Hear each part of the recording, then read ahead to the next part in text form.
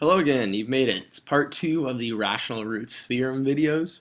So this is where we left off last time.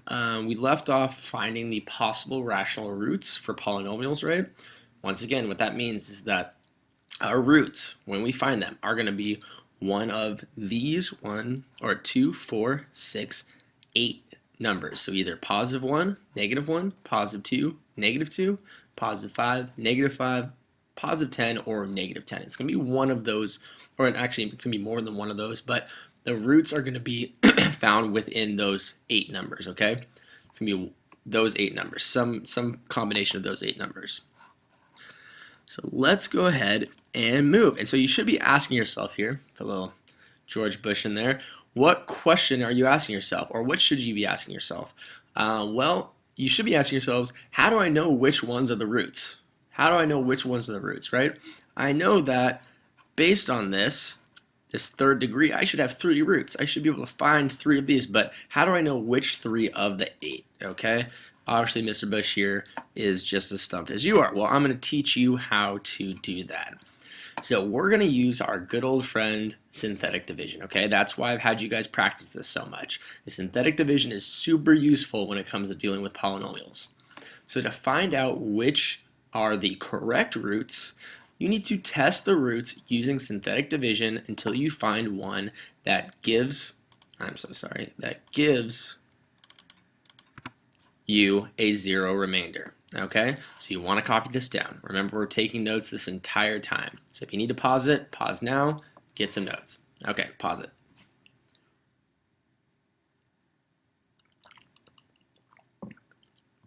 All right, you're back. So here is an example. So it says find all roots for the following polynomial. Okay, so I've already gone ahead and found the possible roots here, right? I had 1, I had 20. This is the equation that we started out with, the very first example that I gave you guys when we were trying to figure out the possible roots. So once again, I had plus or minus 1, plus or minus 2, plus or minus 4, plus or minus 5, plus or minus 10, plus or minus 20. So remember, we saw that right here. Plus or minus 1, plus or minus 2, 4, 5, 10, 20. Okay, so we brought it back in. So I'm using that same example here. So now that we've done this, we actually have to start testing these roots. And the cool thing is that we really only need to test until we get one of them. Because we know that if we find one of them, okay, we can factor that out. We know the factor, okay, so we can pull that out, and what we're going to end up with is a quadratic, which then we can actually just factor using methods that we already know. So let's just start on the left side here with the smallest values, the easiest, positive 1 and negative 1. So here we go. Okay, positive 1, negative 1. So synthetic division, right? I'm going to draw my L shape, just like that. Okay. And I'm going to start out with my positive 1 root. So I'm going to test this 1 root out right now, and I'm going to write my coefficients up top. So 1, right, I have negative 8, so I'll write negative 8, and then I have 11, and then I have 20. Okay, then I have 20. So remember, first thing I'm going to do, I'm going to drop this 1. So I drop that one, just like that. 1 times 1 is 1. All right, negative 8 plus 1 is going to be 1 towards 0, so that's negative 7. Negative 7. Negative 7 times 1 is negative 7. And I'm going to add down again. 11 plus negative 7, okay, is the same as 11 minus 7, that's 4. Well, 4 times 1 is 4, and when I add down here, 20 plus 4 is 24. So you can see that this is not 0. Okay, so this is not 0.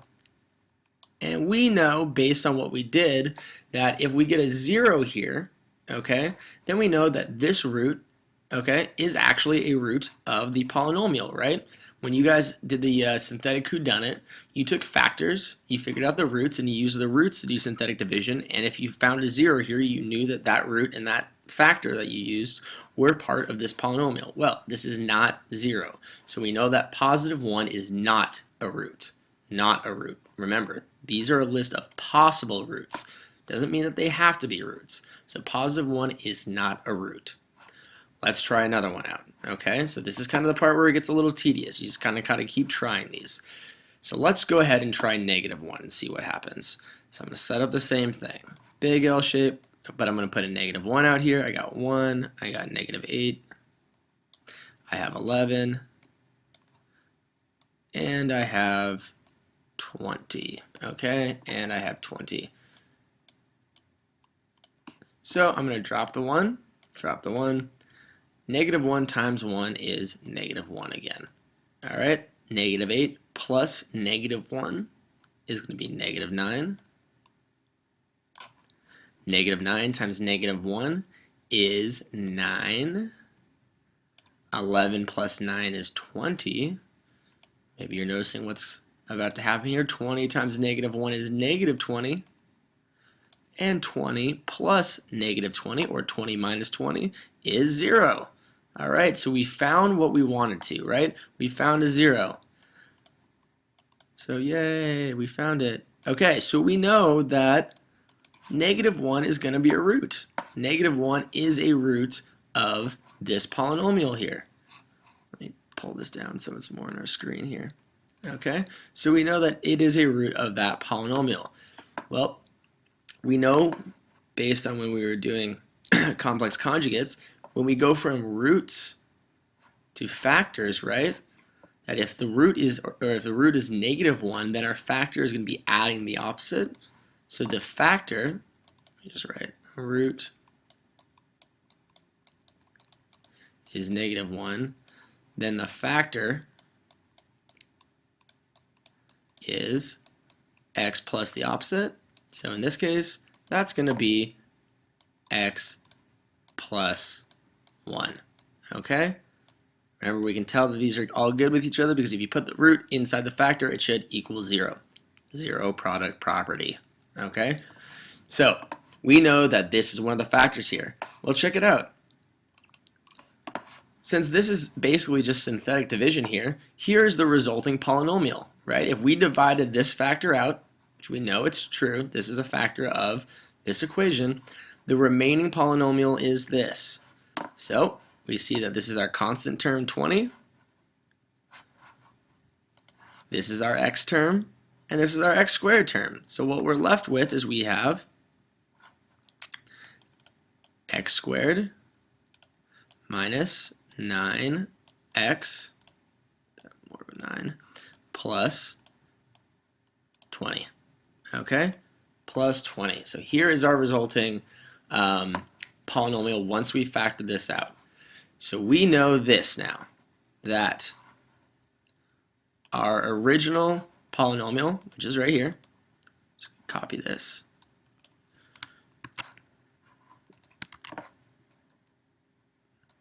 put that down here,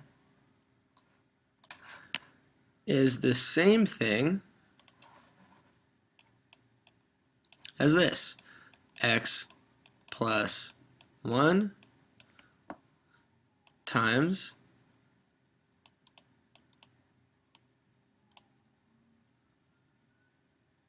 I'm not quite sure why that's, oh, it's that magic pen. Okay, I'm sorry. So it's the same thing as x plus 1 times, let me just copy this, and copy paste. I'm just going to drag it down here, times x squared minus 9x plus 20. So we're real close now, okay? Remember, since it's a third degree, we know there's got to be 3 roots. We already know what one is. One of the roots is negative 1. Well, check it out. We have a quadratic here which we can factor. We can actually just use diamond method on this. So let's just do that. Remember, we're going to put our last value here, our constant value, the c value, 20 on top, and we'll put negative 9 on the bottom. And we got to ask ourselves, what two numbers add to get negative 9 and multiply to get 20? To do that, if you guys don't remember, we're going to list the factors of 20. The factors of 20. So the factors of 20 are going to be, I'm just going to type these here, 4, and 5, 2 and 10, 1 and 20, but then we also have -4, -5, -2, -10, and -1, -20. All right, so there are the factors of 20 listed right there. Well, if we notice this, -4 plus -5 gives me -9, so I know that those are going to be on the outside here. So what that tells me is that when I put an x here, just like this, boom, this thing factors to x minus 4, x minus 5. So check it out. Now we have our completely factored form of this cubic polynomial. Okay, we have x plus 1 times x minus 4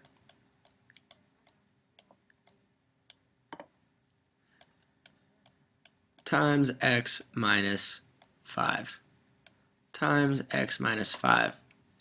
So we know from here that the factor, okay, so these are the factors, the roots are going to be -1, okay, you plug that in there, you get 0. This one, what's that going to be? What number can I put in here to make that 0? Well, that's going to be 4. Okay, so there's another root.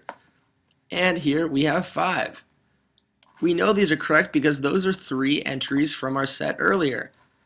We have -1 from here, +4, and +5. Okay, so we figured it out. We figured out which ones we needed, and it's just by using synthetic division to test it. All right, let's see if we can quickly do at least one more example together. Okay, make sure you're writing all this down. All right, it's essential that you guys have this. So we're going to use synthetic division on, or I'm sorry, rational root theorem on this one, and hopefully we can get done. Actually, I'm going to go ahead and just make another video, part three. So there is one more video you'll have to watch after this one. It's rational roots theorem part 3.